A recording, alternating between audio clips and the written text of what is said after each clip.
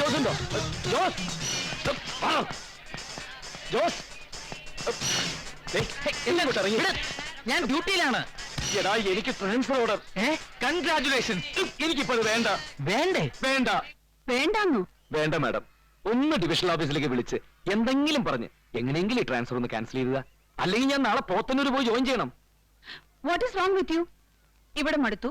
നാട്ടിലോ നാട്ടിന്റെ അടുത്ത് എവിടെയെങ്കിലോ എങ്ങനെയെങ്കിലും ഒരു ട്രാൻസ്ഫർ ഒപ്പിച്ചേരണമെന്ന് ഗിരി തന്നെ എന്റെ കാല് പിടിച്ചതുകൊണ്ടല്ലേ അന്ന് ഞാൻ സൂപ്രണ്ടിനെ വിളിച്ചു പറഞ്ഞത്. ഇനിയിപ്പോ വേണ്ടെന്ന് പറഞ്ഞാൽ എങ്ങനെയാ? ഇപ്പൊ വേണ്ട. ഇപ്പൊ ഞാൻ ഇവിടുന്ന് പോയാൽ ശരിയാവില്ല. പ്രേമം ഇടയ്ക്ക് വെച്ച് മുറിയും അല്ലേ? ട്രാൻസ്ഫർ ഇനിയും കിട്ടും. പക്ഷെ പ്രേമം ഇപ്പൊ ഇവിടുന്ന് പോവാൻ മനസ്സ് വരുന്നില്ല മാഡം. ഒന്ന് സൂപ്രണ്ടിനെ വിളിച്ചേ. പക്ഷെ ഞാൻ അയാളോട് എന്താ പറയാ? എന്തെങ്കിലും പറയേ.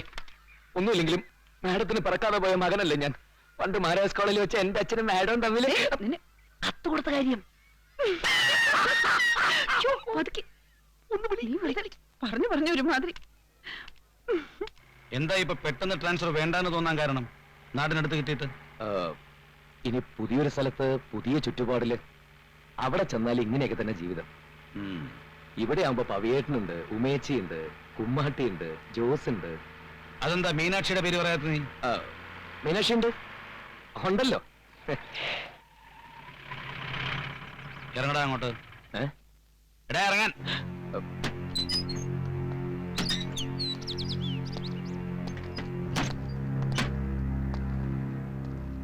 നിന്റെ മുഖത്തെന്താ ഒരു ചളിപ്പ്? മുഖത്ത് നോക്കടാ. എവിടം വരെ? എന്ത് പ്രേമം? ജോസ് പോലും പറഞ്ഞോ? എടാ, നിന്റെ മനസ്സിൽ അങ്ങനെ വല്ലതും ഉണ്ടെങ്കിൽ ആദ്യം എന്നോടല്ലടാ പറയേണ്ടത്, അല്ലേന്ന്. അവളെനിക്ക് കെട്ടിച്ചേരുമ്പോ കേട്ടാ, ഇങ്ങനെയൊന്നും തോന്നിയിട്ടില്ല അതിനു മുമ്പ്. ഇപ്പൊ വല്ലാതെ ഡീപ്പായി പോയി. അവള് സമ്മതിച്ചു? ഇല്ല, ഞാനൊന്നും സംസാരിച്ചിട്ടില്ല ഇതുവരെ. ചേടാ, ഇനിയിപ്പൊ ചോദിക്കുമ്പോൾ നോന്ന് പറഞ്ഞാലോ? അങ്ങനെ പറയൂ. പവിയേട്ടനും ഉമേച്ചി സംസാരിച്ചാ മതി. അപ്പോഴും പ്രശ്നം തീരുന്നില്ലല്ലോ. ആ അരക്കെറുക്കൻ അഖിലേന്ദ്രനെ എങ്ങനെ സൂപ്പാക്കും? അവനാണെങ്കിൽ ബെല്ലും ബ്രേക്കും ഇല്ലാത്തൊരു വിചിത്ര ജീവിയാ. അവനിനി വരുമോ? വന്നാ തന്നെ നമ്മൾ തീരുമാനിക്കുന്ന പോലെയല്ലേ?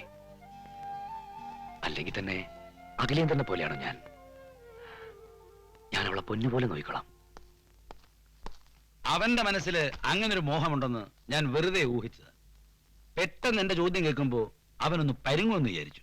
എങ്കിൽ പിന്നെ അവനെ കടുക് വറുക്കുന്ന പോലെ ഒന്ന് വറുത്തെടുക്കാമെന്നും കരുതി. പക്ഷേ അവൻ എന്നെ കടത്തി വെട്ടി. എന്റെ കൈ പിടിച്ച് അവളെ എനിക്ക് കെട്ടിച്ചൊരു പവിയേട്ടാന്നൊരു മറു ചോദ്യം. അത് ഞാൻ വീണു. ഒന്നോർത്താൽ ഒക്കെ ഒരു നിമിത്തം. എന്തുകൊണ്ടും അഖിലേന്ദ്രനേക്കാൾ 1000 വട്ടം ഭേദമാണ് ഗിരി. ഒക്കെ ശരി, പക്ഷെ നമ്മളെങ്ങനെ തീരുമാനം എടുക്ക? മീനാക്ഷിയുടെ ഇഷ്ടം അറിയില്ലല്ലോ. ഇയാൾ അവളെ ഒന്ന് പറഞ്ഞ് മനസ്സിലാക്ക്. എന്നിട്ട് അവർക്ക് ആലോചിക്കാൻ സമയം കൊടുക്കും. ഇപ്പൊ ഇഷ്ടമല്ലെങ്കിൽ തന്നെ മെല്ലെ അവർക്ക് ഇഷ്ടമായിക്കോളും. അപ്പോഴും അഖിലചന്ദ്രൻ അച്ഛൻ മരിക്കുന്നതിന് തൊട്ട് മുമ്പും അവളോട് പറഞ്ഞു അവന്റെ കാര്യം. അതാ ഞാൻ പറഞ്ഞത്, ഇയാളുടെ അച്ഛനൊരു ദുഷ്ടനാണ്, അല്ലെങ്കിൽ മരമണ്ടൻ. കടപ്പാട്, ബാധ്യത എന്നൊക്കെ പറഞ്ഞ് ആ ചെറുക്കനെ ലാളിച്ച് വഷളാക്കി വെച്ചിരിക്കുക. കൈതമുള്ളു പോലെ അവൻ. അങ്ങോട്ടും പിടിക്കാൻ പറ്റില്ല, ഇങ്ങോട്ടും പിടിക്കാൻ പറ്റില്ല. എന്നിട്ട് ആ മുള്ളെടുത്ത് മോളുടെ കയ്യിലോട്ട് വെച്ചു കൊടുത്തു അച്ഛൻ. ഇപ്പൊ അച്ഛൻ ഇല്ലാത്ത സ്ഥിതിക്ക് നമുക്ക് ആ മുള്ളു വലിച്ചെറിഞ്ഞ് കളയാന്ന് പറ മീനാക്ഷി. ഒരു വലിയ ദുരന്തത്തിൽ നിന്ന് മീനാക്ഷിയെ രക്ഷിക്കാൻ ദൈവം തോന്നിപ്പിച്ചതാവും ഗിരിയെ കൊണ്ട്. ഇയാൾ അവളോടൊന്ന് സംസാരിക്കും.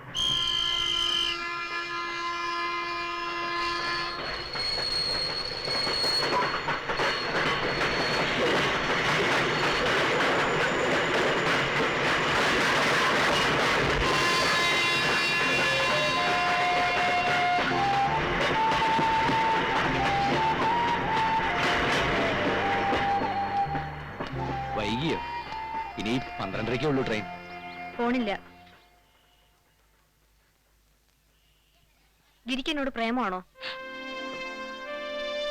ശരിക്കും? പവിയേട്ടൻ എന്തെങ്കിലും പറഞ്ഞോ? പവിയേട്ടനോട് പറയുന്നതിന് പകരം നേരിട്ട് എന്നോട് പറയായിരുന്നു. കാത്തിരുന്ന് ട്രാൻസ്ഫർ കിട്ടിയപ്പോ വേണ്ടാന്ന് വെച്ചു. എനിക്ക് വേണ്ടി അല്ലേ? എന്തിന്? എന്റെ ഭാഗത്തുനിന്ന് എന്തെങ്കിലും സൂചന ഉണ്ടായിട്ടുണ്ടോ എപ്പോഴെങ്കിലും? പിന്നെ എന്തിനാ അങ്ങനെയൊക്കെ തോന്നിയത്? ഛേ, അറ്റ്ലീസ്റ്റ് പവിയേട്ടനും ഉമേച്ചിയും അങ്ങനെയൊന്നും കരുതേണ്ടിയിരുന്നില്ല. ഗിരി സാറേ, സാർ, ഒരു ക്യാബിൻ മാൻ മരിച്ചാൽ റെയിൽവേ സ്റ്റേഷൻ അവധി കൊടുക്കോ? എങ്കിലും എല്ലാവർക്കും അവധി കൊടുക്കും സാർ. ഇന്ന് ഉറപ്പായിട്ട് ഞാൻ ഏതെങ്കിലും ട്രെയിൻ മുമ്പ് ചാടും. എനിക്ക് മടുത്തു സാർ. ഉമേച്ചിയുടെ അനിയത്തിയല്ലേ? സാറിന്റെ മീനാക്ഷി നല്ല മോള്. പ്രേമിച്ചോ? ആരും ആരെയും പ്രേമിക്കുന്നതിൽ വിരോധമൊന്നുമില്ല. പക്ഷെ പ്രേമിച്ച് ഒടുക്ക സാറിനെ കൊണ്ട് കിഡ്നി കൊടുപ്പിച്ച് അതിന്റെ കാശും വാങ്ങി വേറൊരുത്തന്റെ കൂടെ പോയിക്കളെ. സാറ് പറഞ്ഞാ ഞാൻ പോവും. സാറ് പറഞ്ഞാ ഞാൻ പോവും. ഇനി ആരെങ്കിലും അറിയാൻ ബാക്കിയുണ്ടോ ഇവിടെ? ഗിരി ഇത്ര സില്ലിയാണെന്ന് ഞാൻ കരുതിയില്ല. മതി, എല്ലാരോടും പറഞ്ഞു ഞാൻ. എനിക്കിഷ്ടം തോന്നിയപ്പോ എല്ലാരോടും പറഞ്ഞു. എന്നോട് ചോദിച്ചില്ലേ എന്തിനങ്ങനെയൊക്കെ തോന്നിയെന്ന്? തോന്നി, അങ്ങനെ തോന്നി. ഇതുവരെ ഒരു പെൺകുട്ടിയോടും തോന്നാത്തത് എപ്പോഴോ മനസ്സിൽ തോന്നി. ഇങ്ങോട്ടില്ലെങ്കിലും ഇനി ആ തോന്നലുകളൊക്കെ വേണ്ടാന്ന് വെക്കണമെന്ന് പറഞ്ഞുകൊണ്ട് വരുന്നെങ്കിലേ ഐ എം സോറി. కృష్ణుడి బండి వచ్చిందా ఎన్నిసారి అడుగుతారు? వస్తే చెప్తాను. ఇర్రెస్పాన్సిబిలిటీ.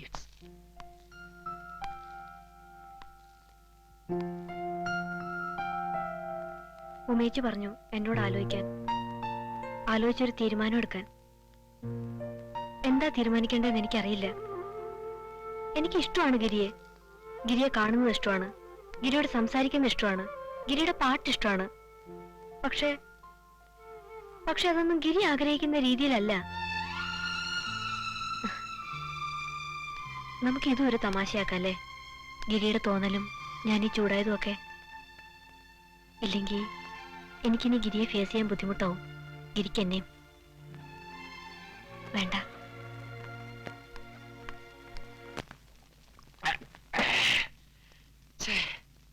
നാറി, ആകെ നാറി. ഹോ, നേരിട്ട് ചെന്ന് പ്രേമാഭ്യർത്ഥന നടത്തി കഴിഞ്ഞാൽ ചളമാവൂല്ലോ എന്ന് ഓർത്ത് പേടിച്ച പ്രോപ്പർ ചാനലിലൂടെ ചേട്ടനും ചേച്ചിയും വഴി കാര്യങ്ങൾ അവതരിപ്പിച്ചത്. ഇതിപ്പോ അതിനേക്കാ ചളമായി. ഹോ, അവളുടെ മുമ്പിൽ ഞാനൊരു തേർഡ് റേറ്റ് റോമിയോ ആയില്ലടാ. ప్రియమైన స్నేహితుడు, ఒక అమ్మాయితో నేను నిన్ను ప్రేమిస్తున్నాను చెప్పడం చాలా ఈజీ. కానీ ఆ అమ్మాయిని మన వైపు తిప్పుకోవటం చాలా కష్టం అండి. నిజం చెప్తే మీరు నమ్మరుండి. സോറി, ഞാൻ വെള്ളം അടിച്ചാ എനിക്ക് തെലുങ്കേ വരൂ. വെള്ളം അടിച്ചാൽ മലയാളത്തിലെ വേറൊരു ഭാഷ എന്റെ വായിലും വരും. അതിലും കുറെ ഇന്ത്യയൊക്കെ വരും. നിനക്ക് കേൾക്കണോ? അയ്യേ വേണ്ട. ഞാൻ ഉദ്ദേശിച്ചത് ഈ ലൈൻ ക്ലിയർ ആയിട്ട് സിഗ്നൽ വീണ് കിടക്കുന്ന ട്രാക്കിലെ വണ്ടി കൊണ്ടുവന്ന് നിർത്താവും.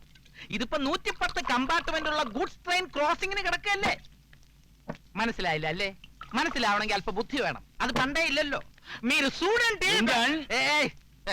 എടാ, സംഗതി അഖിലേന്ദ്രൻ പിണങ്ങിപ്പോയെങ്കിലും അവളുടെ മനസ്സിൽ നിന്ന് അവൻ പോയിട്ടില്ല. ആദ്യം അവനെ മനസ്സിൽ നിന്ന് പറിച്ചെറിഞ്ഞ് നന്നായി സോപ്പിട്ട് കഴുകി ഉണക്കിയിട്ട് വേണം നിന്നെ അവിടെ പിടിച്ചിരുത്താൻ. അതിന് കുറച്ച് സമയം എടുക്കും. എടുത്തോട്ടെ, സമയം എത്ര വേണമെങ്കിലും എടുത്തോട്ടെ, ഞാൻ കാത്തിരിക്കാന്ന്. അല്ല, ഇത്രയും കഷ്ടപ്പെട്ട് ബുദ്ധിമുട്ടി അവളെ തന്നെ വേണോ? ഇവിടെ എത്രയോ നല്ല തെലുങ്കത്തി പെണ്ണുങ്ങളുണ്ട്, നല്ല മണിയായിട്ട് തെലുങ്ക് സംസാരിക്കുന്നവര്. വേറെ ഒരു പെണ്ണിനെ വേണ്ട എനിക്ക് അവളെ തന്നെ വേണം. അത് ഞാൻ തീരുമാനിച്ചു കഴിഞ്ഞു. നീ വാ അവിടെ. എക്കട തീസ്കൊണ്ടേ ഇന്ന് നിന്നെ ഞാൻ കൊല്ലണ്ടി. അവിടെ റാം റാം ഗോപാൽജി.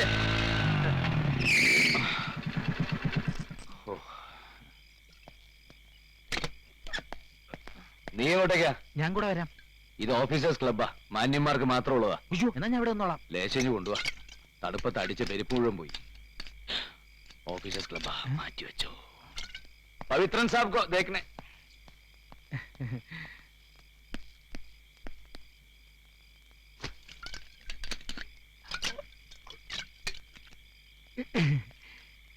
വാ. എന്താ എന്താ ഗിരി? കാര്യമുണ്ട്, വാ. കാര്യം എന്താണെന്ന് പറ. പറയാന്ന് പറഞ്ഞില്ലേ പവിട്ടൻ? വാ. This is an officers club and I'm a major. I am also a major, but only in railway station. പവിട്ടൻ വണ്ടി കയറി. I am a major TTO south India. ഇതിലെന്താ പോന്നേ? എന്നെ ജീവിപ്പം. ഒരു 100 പിടിച്ചിട്ട് ഇതിനകത്ത് കയറിയ ഫ്ലൈറ്റ് കയറുന്നവരായിരിക്കും. കേറ് പോകേട്ടാ. പറഞ്ഞത്. Good evening sir. സല്യൂട്ട്.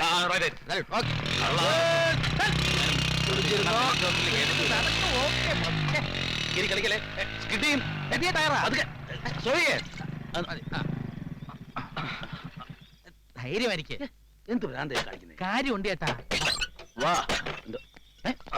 ഇരിക്ക. ചേടാ കൊടുക്ക്. റെഡി. ഞാൻ നേരത്തെ മിക്സ് ചെയ്തതാ. ഞാൻ ക്ലബിൽ നിന്ന് കഴിച്ചാണെന്ന്. അത് സ്കോച്ച്, ഇത് നാടൻ കൃഷ്ണകുടി. പിടി. ആ ഏ എന്നെ പറഞ്ഞു പറ്റിച്ചിട്ട് ആ ക്ലബിൽ പോയിരുന്ന ചീട്ട് കളിക്കാൻ നിങ്ങൾക്ക് എങ്ങനെ മനസ്സ് വന്നു? നിങ്ങൾ എന്റെ ആത്മാർത്ഥ സുഹൃത്തല്ലേ? ആ യശൻ ചെന്നേ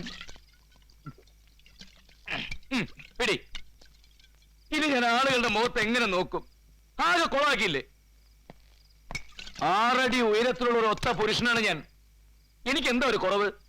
സൗന്ദര്യമില്ലേ? ഗാംഭീര്യമില്ലേ? ഉണ്ടല്ലോ. നാട്ടിലേക്ക് കിട്ടിയ ട്രാൻസ്ഫർ പോലും വേണ്ടാന്ന് വെച്ചവനാണ് ഞാൻ.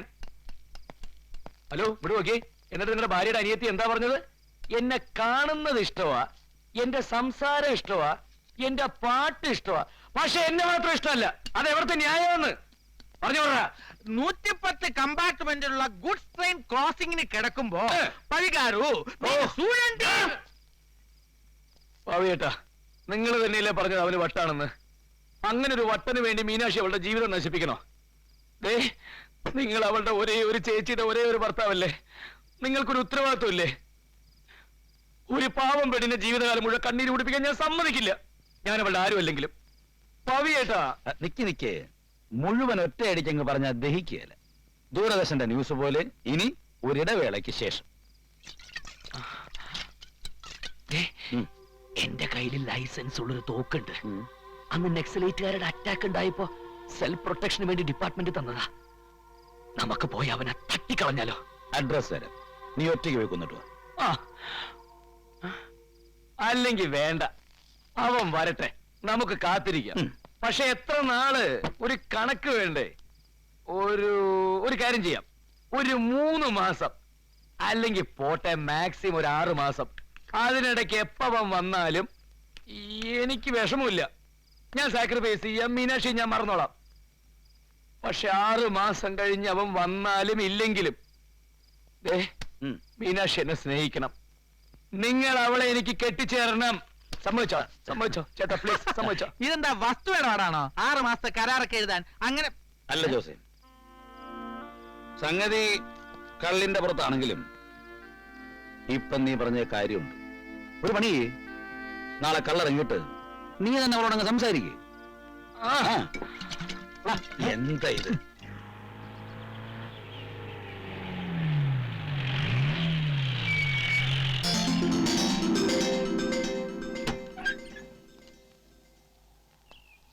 ഇറങ്ങ്.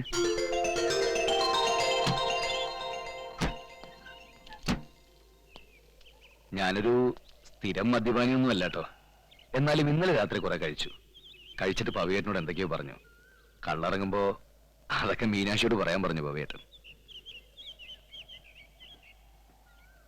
അല്പം നടക്കല്ലേ? അറിയാതെ എന്റെ മനസ്സിലെങ്കിലും തോന്നലുണ്ടായിപ്പോയി. തെറ്റായിരിക്കാം. സമ്മതം ചോദിക്കാതെ തന്നെ ഒരുപാട് ഇഷ്ടപ്പെട്ടു പോയി. I am sorry, really sorry. ഒക്കെ ഞാൻ വേണ്ടാന്ന് വയ്ക്കാം. താൻ പറഞ്ഞ പോലെ ഒക്കെ നമുക്കൊരു തമാശയാക്കാം. പക്ഷെ അതിനു മുമ്പ് എന്റെ ഈ ചോദ്യത്തിന് മീനാക്ഷി ഉത്തരം പറയണം. ആർക്ക് വേണ്ടിയും കാത്തിരിക്കുന്നില്ല എന്ന് അന്ന് എന്നോട് പറഞ്ഞില്ലേ? സത്യത്തിൽ കാത്തിരിക്കുന്നുണ്ടോ മീനാക്ഷി? കാത്തിരിക്കുന്നു എന്ന് സ്വയം വിശ്വസിപ്പിക്കല്ലേ? അയാൾ വരണമെന്ന് ശരിക്കും മീനാക്ഷി ആഗ്രഹിക്കുന്നുണ്ടോ? എന്നെങ്കിലും ഒരിക്കൽ വരുന്നത് വരെ കാത്തിരിക്കാൻ അത്രയ്ക്ക് താൻ അയാളെ സ്നേഹിക്കുന്നുണ്ടോ? അച്ഛനോടുള്ള കടപ്പാട്, മരിക്കുന്നതിന് മുമ്പ് അച്ഛന് കൊടുത്ത വാക്ക്, അതിനുമപ്പുറം ആ സ്നേഹത്തിന് വല്ല അർത്ഥമുണ്ടോ? അറിയില്ല, ഒന്നും എനിക്കറിയില്ല. പിന്നെ കുട്ടിയായിരിക്കുമ്പോ പേടിയായിരുന്നു, ദേഷ്യായിരുന്നു എനിക്ക് അഖിലിനെ. അപ്പോഴൊക്കെ അച്ഛൻ പറയും, അവന് അച്ഛനും അമ്മയും ആരുമില്ല, നീ വേണം അവന്റെ കാര്യങ്ങളൊക്കെ നോക്കാനെന്ന്. അപ്പൊ അയാളോട് പാവം തോന്നും. പിന്നെ അച്ഛൻ പറഞ്ഞ് എപ്പോഴോ ഞാൻ അയാളെ ഇഷ്ടപ്പെടാൻ തുടങ്ങി.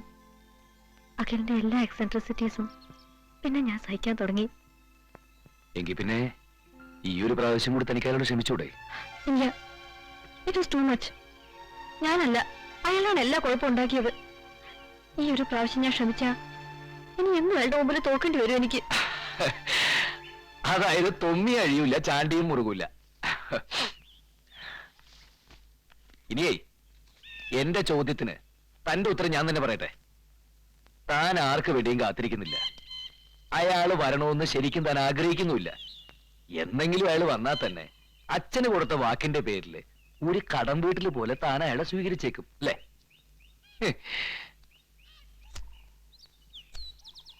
ഇനി ഞാനൊരു തമാശ പറയട്ടെ.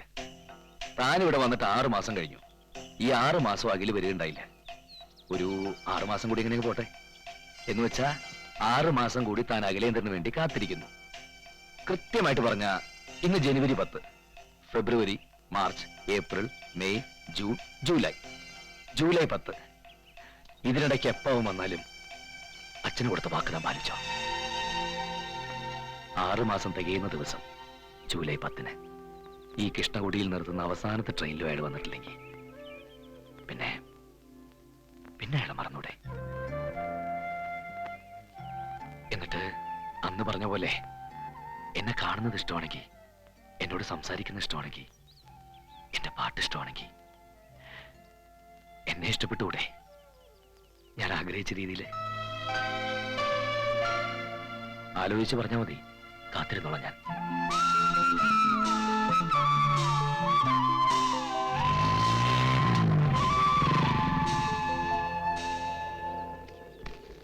എന്തായി? എന്ത് തീരുമാനിച്ചു? മീനാക്ഷി മറുപടി ഒന്നും പറഞ്ഞില്ല. അപ്പൊ മീനാക്ഷി ആലോചിച്ചു.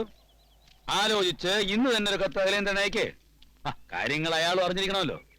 ഇന്ന് തൊട്ട് അടുത്ത 6 മാസം വരെ ഞാൻ താങ്കൾക്ക് വേണ്ടി കാത്തിരിക്കും. 6 മാസം തികയേണ്ട ദിവസവും താങ്കളെപ്പറ്റി വിവരമൊന്നുമില്ലാത്ത പക്ഷം ചേട്ടനും ചേച്ചിയും അംഗീകരിച്ച ഒരു സ്ഥലം സുന്ദരൻ ചെറുപ്പക്കാരനെ ഞാൻ വരനായി സ്വീകരിക്കുന്നതാണ്. എന്താ ഗിരി?